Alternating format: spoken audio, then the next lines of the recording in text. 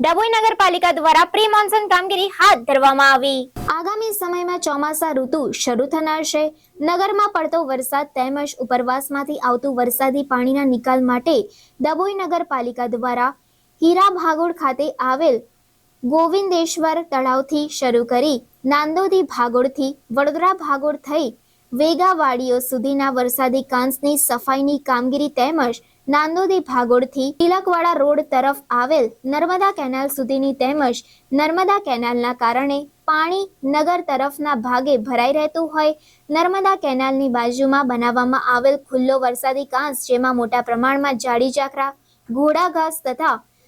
બાવળિયા ઉગી નીકળ્યા હોય તેની સંપૂર્ણ સાફ સફાઈ કરી અને આ કાંસ દ્વારા નગર વિસ્તારમાં આવતું વરસાદી પાણી ભૂખીના કાંસ સુધીની વરસાદી કાંસ સફાઈની કામગીરી જેસીબી મશીન તથા હિટાચી મશીન તેમજ ટ્રેક્ટરોનો ઉપયોગ કરી ડભોઈ નગરપાલિકા દ્વારા પ્રી મોન્સૂન કામગીરી હાથ ધરવામાં આવી છે। હાલના તબક્કે કાંસમાંથી નીકળતો કચરો ભીનો હોય રોડની બાજુમાં એકત્રિત કરવામાં આવી રહ્યો છે, જે કચરો સુકાયા બાદ ત્યાંથી હટાવી યોગ્ય જગ્યાએ તેનો પણ નિકાલ કરવાની કામગીરી કરવામાં આવનાર છે। આગામી સમયમાં ચોમાસા સિઝનને કારણે વરસાદી પાણીનો યોગ્ય નિકાલ કરવા અર્થે આ કામગીરી અતિ મહત્વની હોય આગામી ચોમાસા સમયે લોકોને મુશ્કેલીનો સામનો ન કરવો પડે તેમજ લોકોની ઘર વખરી સામાનને નુકસાન ન થાય તે અર્થે ડભોઈ નગરપાલિકા દ્વારા આ સરાહનીય કામગીરી કરવામાં આવી રહી છે, જેથી નગરની બહારના સોસાયટી વિસ્તારના લોકોમાં આનંદની લાગણી જોવા મળી રહી છે। આગામી ચોમાસાને ધ્યાનમાં રાખીને ડભોઈ નગરપાલિકા દ્વારા પ્રી મોન્સૂન કામગીરી